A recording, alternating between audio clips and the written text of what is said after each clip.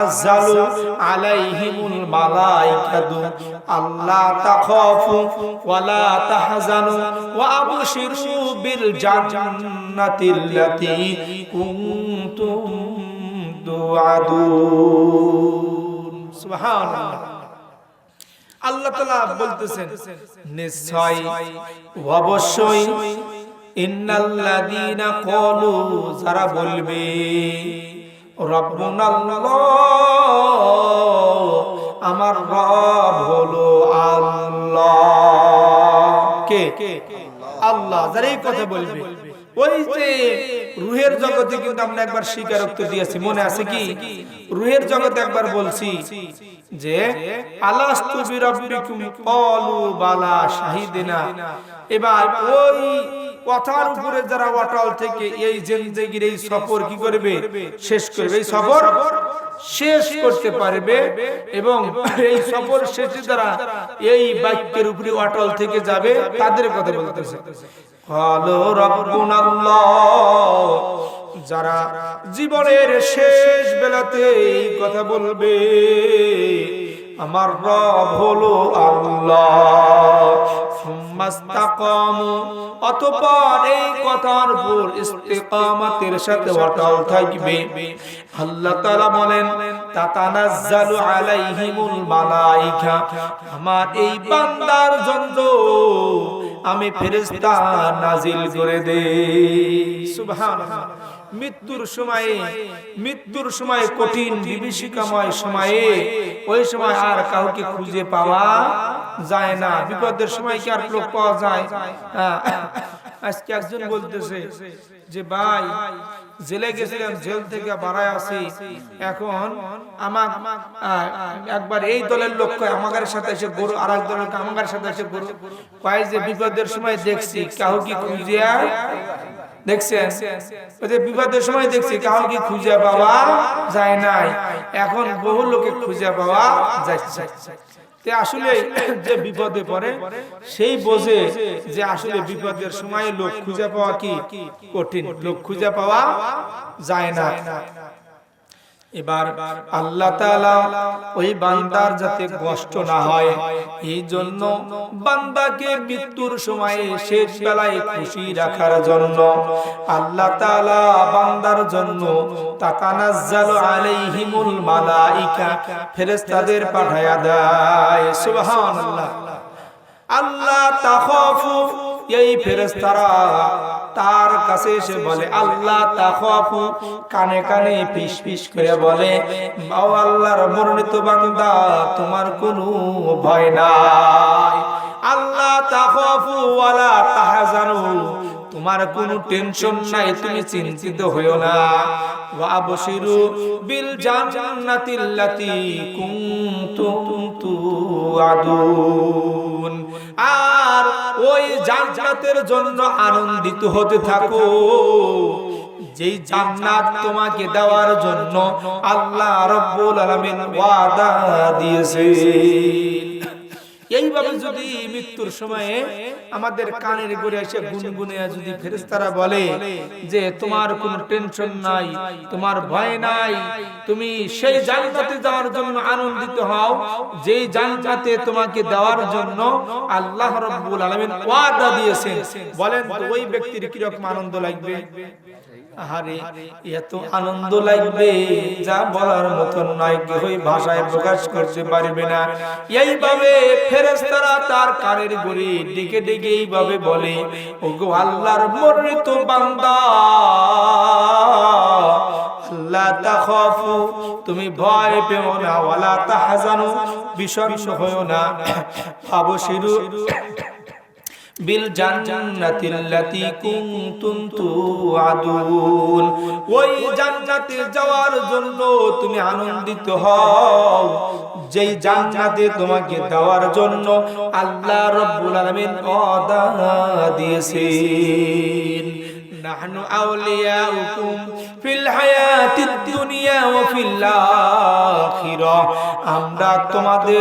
আমরা তোমার দুনিয়াতেও বন্ধু, আমরা তোমার আখিরাতেও বন্ধু। সুবহানাল্লাহ। এই ফেরেশতারা দুনিয়াতে আর আখিরাতে কেমন বন্ধু জানেন? আল্লাহর হাবিব জৈনিক আনসার সাহাবীর কবরস্থ করার জন্য জানাজায় শরীক হওয়ার জন্য গেলেন। যা দেখে এখনো কবরের খননের কাজ শেষ হয়নি। আল্লাহর হাবিব সাথে সাথে জমিনে বসে গেলেন, তিনার চেহারাটা জমিনের দিকে রাখলেন। সাহাবায়ে কিরামগণ সাথে সাথে চতুর্দিকে বসে গেলেন। চতুর্দিকে যখন বসে গেছে রে বাবা, সাহাবায়ে কিরামগণ বসে যাওয়ার সাথে সাথে আল্লাহর হাবিব কাল্লাটা উপরের দিকে তুললেন। তোলার পরে সাহাবীদেরকে ডাক দেয়া বলে, সাহাবারা তোমরা কি জানো মানুষের যখন জানটা বের হয় দুই ভাবে বের হয়। একটা হলো মুমিন বান্দার জান বের হয়, আর একটা হলো বেঈমানদের জান বের হয়। ফেরেশতারা কেমন বন্ধু একটু জানেন? আল্লাহর হাবিব যখন এই কথা বলল যে নেককার ব্যক্তিদের জান কেমন করে বের হয় জানোনি, সাহাবায়ে কিরামগণ বলেন, হুজুর কেমন করে বের হয় একটু বলেন না।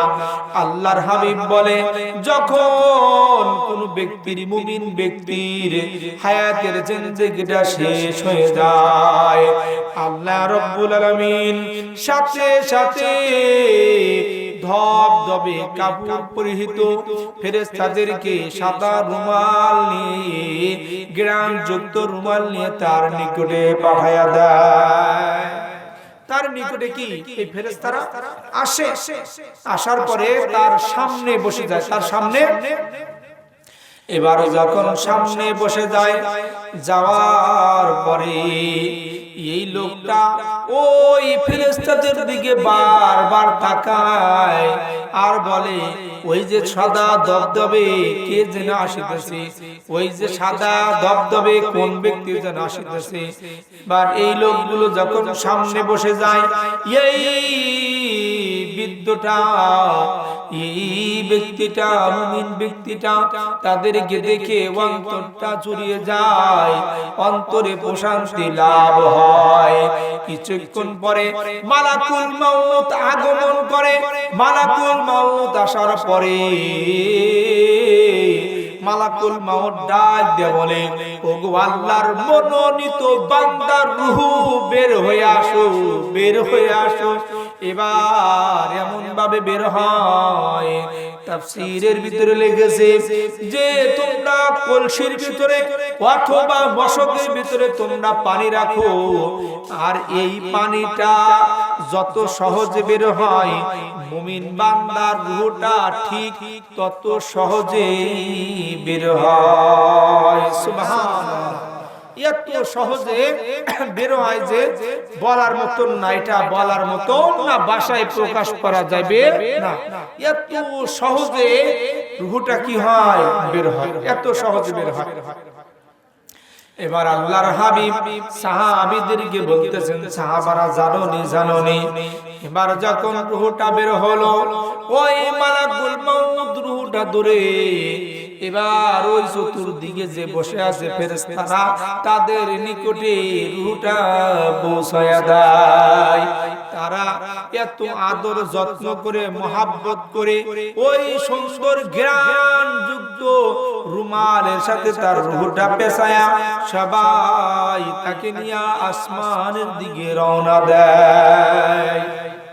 সুবহানাল্লাহ, সুবহানাল্লাহ। এবার যখন আসমানের মাঝপথে চলে যায়, যাওয়ার সাথে সাথে আসমানের মাঝপথে কিছু ফেরেশতা আছে, তারা ডাক দিয়ে বলে, ওগো আল্লাহর ফেরেশতারা তোমরা কাকে নিয়ে যাচ্ছ? এত সুন্দর ঘ্রাণ, এত সুন্দর বাসনা কি রে, তোমরা কাকে নিয়ে যাও? এবার ফেরেশতারা ডাক দিয়ে বলে, এটা হলো অমুকের সন্তান, অমুকের রূহ। সুবহানাল্লাহ। এবার এই কথা বলে যখন সম্বোধন করে যে তার দুনিয়াতে মানুষেরা যেই ভালো নাম ধরে ধরে ডাকতো ওই নাম ধরেই তাকে পরিচয় দিয়ে দেয়। সাথে সাথে ওই আসমানের মাঝপথের ফেরেশতারাও বলে চলো আমরাও তোমাদের সাথে যাব। এবার সবাই একত্রিত হইয়া তার রূহটাকে সম্মানের সাথে আসমানের দিকে নিয়ে রওনা দেয়।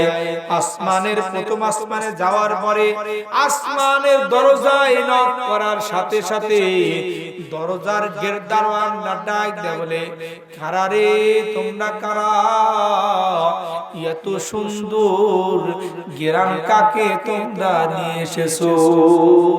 সুবহানাল্লাহ। আচ্ছা আমরা কি চাই না যে আমার রূহটা যেন এরকম বের হয় আর আমার রূহটা যেন এরকম গিরান পায়, আমি যেন ওই আসমানে প্রথম আসমানে যেন আমাকে এইভাবে নিয়ে যায়, এরকম আমরা চাই না?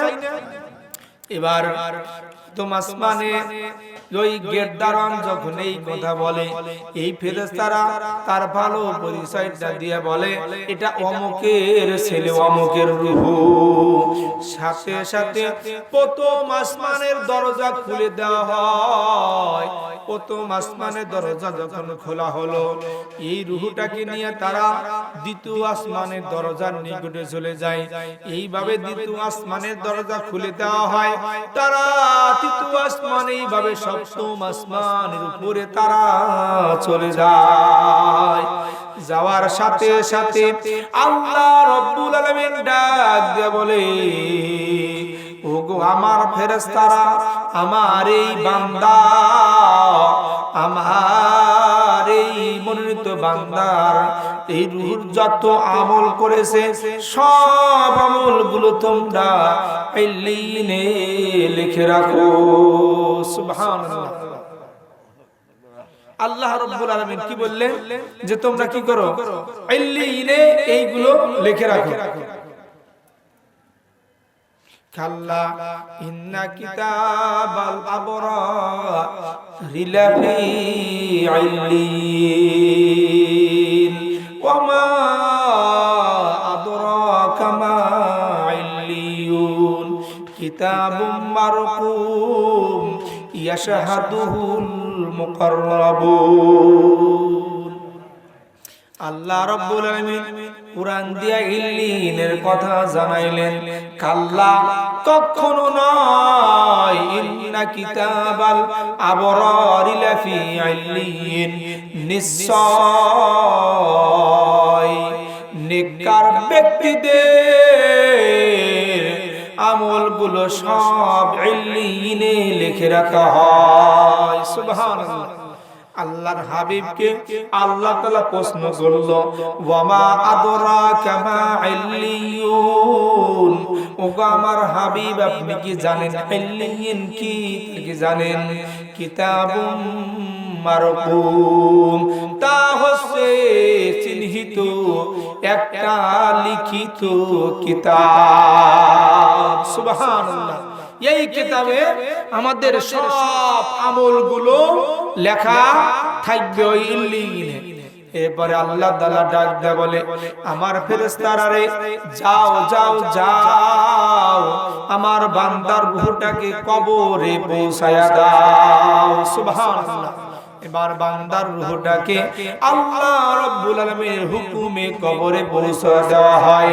কবরে পৌঁছানোর সাথে সাথে আহারে কিরামান কাতিবিন আর মুনকার নাকির হিসাব লেখক কিরামান কাতিবিন যেই হিসাব করছে লেখা হয়েছে, আর মুনকার নাকির এবার ওই ব্যক্তিকে কবর থেকে তুলবে। কোথা থেকে তুলবেন? কবর থেকে তাকে আবার শোয়ানো অবস্থা থেকে কি বসাইবেন, তাকে বসাইবেন। এমন একটা সময় বসাইবেন এই যে আমরা মারা যাই না, মারা যাওয়ার পরে যে রূহটা কিন্তু আমাদের খাঁচা থেকে বের হয়ে গেছে, তাই না? বলে এই ব্যক্তিটা দুনিয়ার জগৎ থেকে মৃত্যুবরণ করে কবরের জগতে যায়। সর্বপ্রথম যখন তাকে এই কবরে বসানো হয়, তখন যেই সময়টা হয় সেই সময়টা হলো আসরের সময়। সুবহানাল্লাহ। বান্দা এবার ওই কবরের জগতে বসার সাথে সাথে মুনকার নাকিরকে ডাক দেয়া বলে, তোমরা কারা রে? বেলা ডুবে যাচ্ছে, তাড়াতাড়ি করে আমাকে ওযুর পানি দাও, আমি তাড়াতাড়ি করে নামাজ আদায় করব। সুবহানাল্লাহ। যারা কি নামাজিওয়ালা হবে তারা এরকম আফসোস করবে, আমার মা বোনেরা অত্যন্ত নামাজিওয়ালা, রোজাদার, তেনারা খুব নামাজ কালাম করে। আমি মাদেরকে বলবো আপনারা নামাজ পড়বেন বেশি বেশি, যাতে করে আপনাদের জিন্দেগি রাবিয়া বসরির মতন জিন্দেগি হয়। এরকম জিন্দেগি করেন যাতে ফাতেমার মতন জিন্দেগি আপনারা করতে পারেন, জান্নাত নসিব হয়ে যায়। সকলেই পড়ে আমিন।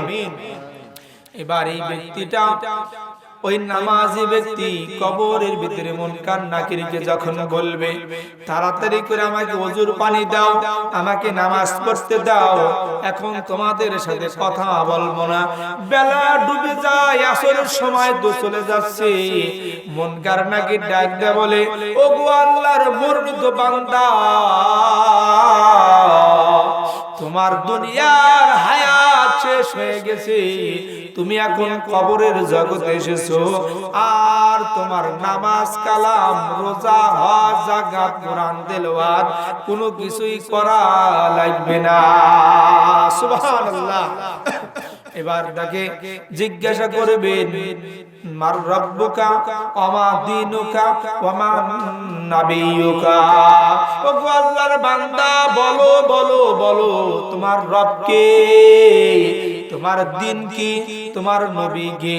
আল্লাহ তাআলা ওই রূহের জগতে, মনে আছে কি, ওই রূহের জগতে বলেছিল, বলো বালা শাহিদনা, আমরা সবাই রূহের জগতে আল্লাহকে রব মেনে সাক্ষী হয়ে আমরা দুনিয়াতে এসেছি। আল্লাহ তাআলা তাই বললেন এই কথার উপরে, ইন্নাল্লাযীনা ক্বালু রাব্বুনাল্লাহ, এই কথার উপরে যারা কবরে পৌঁছাইবে তারা সল জবাবটাও দিতে পারবে।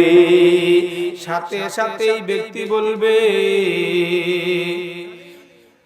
সাথে সাথে বলবে, আমার রব হলো আল্লাহ, রব্বি আল্লাহ, দীনি আল ইসলাম, নবী মুহাম্মদুর রাসূলুল্লাহ সাল্লাল্লাহু আলাইহি ওয়াসাল্লাম। দিন হলো ইসলাম আর নবী হলো মুহাম্মদুর রাসূলুল্লাহ সাল্লাল্লাহু আলাইহি ওয়াসাল্লাম। আল্লাহ রাব্বুল আলামিন সাথে সাথে ডাক দিয়ে বলবেন, ওগো আমার ফেরেশতারা, আমার বান্দা সাচ্চা কথা বলেছে, সত্য কথা বলেছে, আমার বান্দার কবরে তোমরা জান্নাতের বিছানা বিছায়া দাও, আমার বান্দার জান্নাতের পোশাক পরায়া দাও, আমার বান্দার কবরের সাথে জান্নাতের দরজা লাগায়া দাও। সুবহানাল্লাহ। বান্দা জান্নাতের নাজ নিয়ামত ভোগ করতে থাকবে। জান্নাতে যাওয়ার আশা আছে কি? হ্যাঁ, এই কবরে যদি আমরা এইভাবে যদি ধারাবাহিক ভাবে যদি আমল করে যেতে পারি, তাহলে কবরের জগৎ থেকে আমরা কি পাবো? জান্নাতের নাজ নিয়ামত গুলো পাবো।